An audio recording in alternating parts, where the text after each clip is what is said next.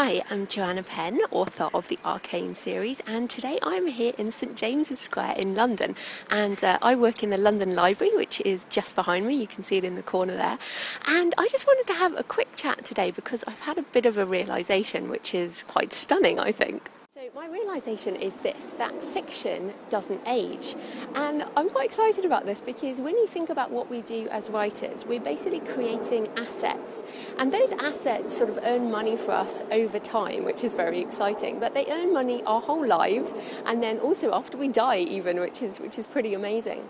So when you think about fiction, when you write a fiction novel, it doesn't age. So essentially people can still buy it in 20 years' time or 40 years' time or hopefully 100 years' time and still enjoy it without us having to rewrite things. Now, that's very different for non-fiction. With non-fiction, people want recency. So they look at the publishing date, they look at when the book was written, and they decide to buy on whether or not it's recent. So, for example, a book on marketing or a book on politics is going to be out of date pretty quickly with all the things that change in the world. Whereas a story, if you write it, with themes that resonate for all humans at all time, then it's not going to age. And I've recently been rereading some books by James Herbert, who wrote horror in the 80s, and been really enjoying his books. And of course, people are reading old novels all the time, and nobody really looks at the publication date or when the book was written.